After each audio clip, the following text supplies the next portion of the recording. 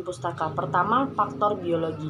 Bahan pustaka terdiri atas selulosa, perekat, dan protein yang merupakan sumber makanan bagi makhluk hidup, seperti jamur, serangga, binatang pengerat, dan lain sebagainya.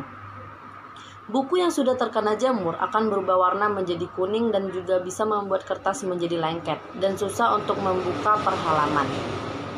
Yang kedua, faktor fisika. Faktor fisika terdiri dari suhu dan kelembaban. Kertas yang berada di suhu udara yang tinggi, maka kertas akan menjadi rapuh, kering, dan kertas akan mudah sobek. Jika bahan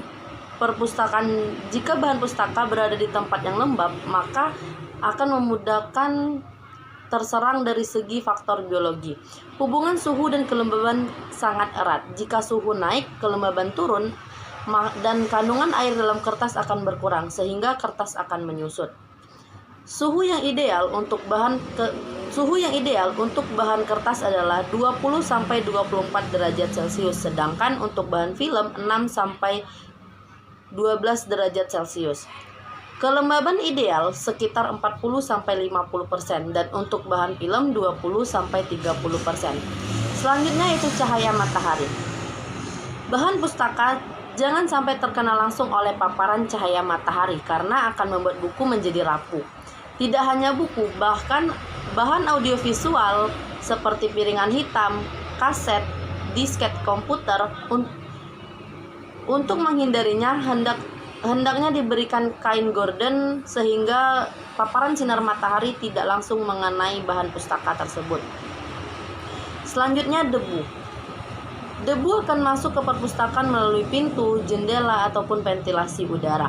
Apabila debu melekat pada kertas, maka akan terjadi reaksi kimia yang meningkatkan keasaman pada kertas dan membuat bahan pustaka menjadi rusak.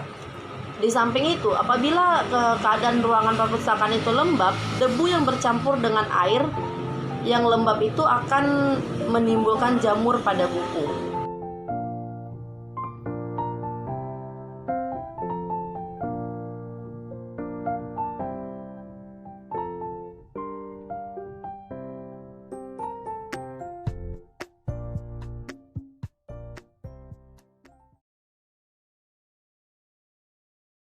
Faktor manusia. Manusia juga dapat menyebabkan kerusakan pada bahan pustaka.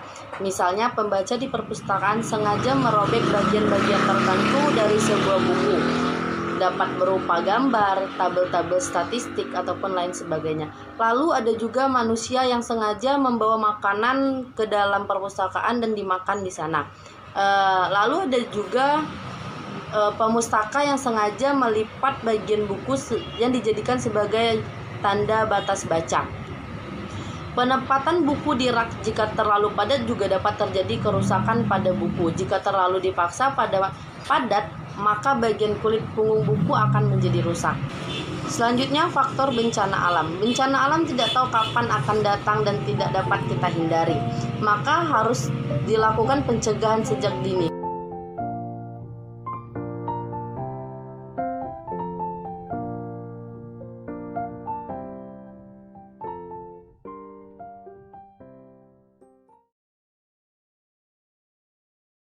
Cara penanggulangan kerusakan bahan pustaka itu kita dapat melakukan dengan cara menambal kertas, penambalan kertas yang berlubang, penambalan kertas yang robek memanjang, dan memutihkan kertas, serta mengganti halaman yang robek,